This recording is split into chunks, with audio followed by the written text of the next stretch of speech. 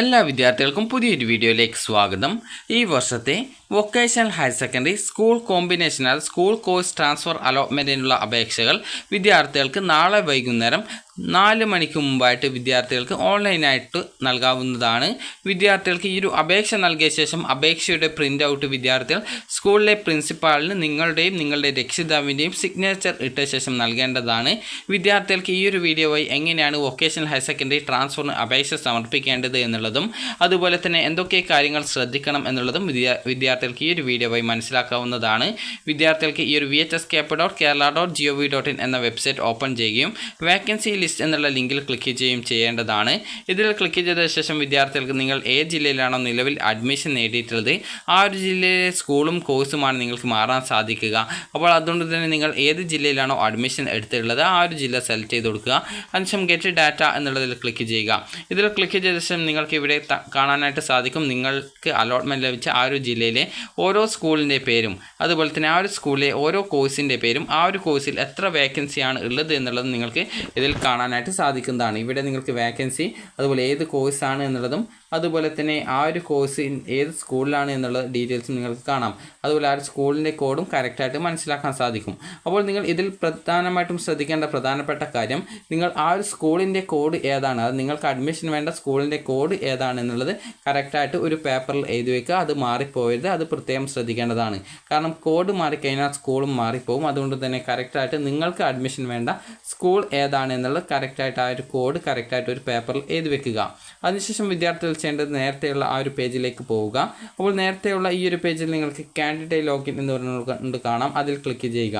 Click ചെയ്ത ശേഷം വിദ്യാർത്ഥികൾക്ക് നിങ്ങളുടെ ആ ഒരു ആപ്ലിക്കേഷൻ നമ്പർ, അതായത് യൂസർ നെയിം എന്ന് പറയുന്നത് രജിസ്ട്രേഷൻ ചെയ്യുമ്പോൾ നൽകിയിട്ടുണ്ടായിരുന്ന മൊബൈൽ നമ്പർ, വൊക്കേഷണൽ ഹയർ സെക്കൻഡറിയിൽ രജിസ്ട്രേഷൻ ചെയ്യുമ്പോൾ കൊടുത്ത മൊബൈൽ നമ്പർ, അതുപോലെ തന്നെ നിങ്ങളുടെ പാസ്വേഡ്, അതുപോലെ തന്നെ ഇവിടെ നിങ്ങൾക്ക് ജസ്റ്റ് കുറച്ച് നമ്പേഴ്സ് കാണാം. ആ ഒരു നമ്പേഴ്സ് എന്താണ് കാണുന്നത് അത് കറക്റ്റായിട്ട് ടൈപ്പ് ചെയ്യുക.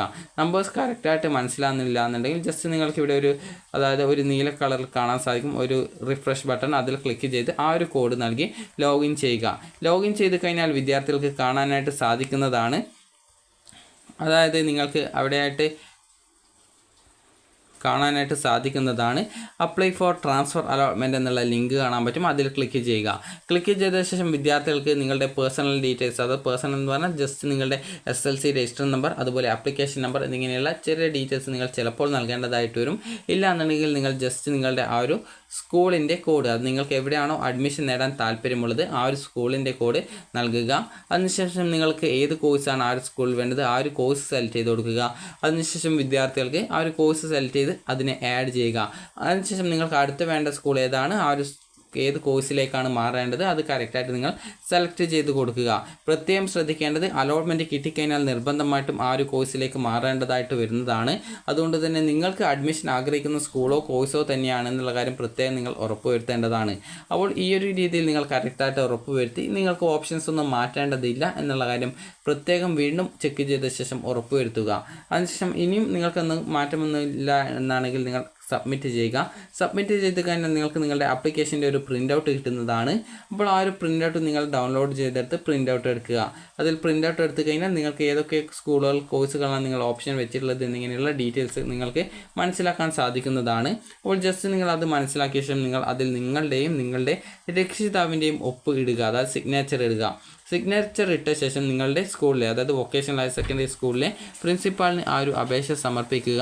അപ്പോൾ ആ ഒരു അപേക്ഷ നിങ്ങൾ സ്കൂളിൽ കൊണ്ടുപോയി കൊടുത്താൽ മതി. അതിനുശേഷം നിങ്ങൾക്ക് അതായത് നിങ്ങളുടെ അപേക്ഷ നാളെ വൈകുന്നേരം 4 മണിക്കുമ്പായിട്ട് നിങ്ങൾ നൽകേണ്ടതാണ്.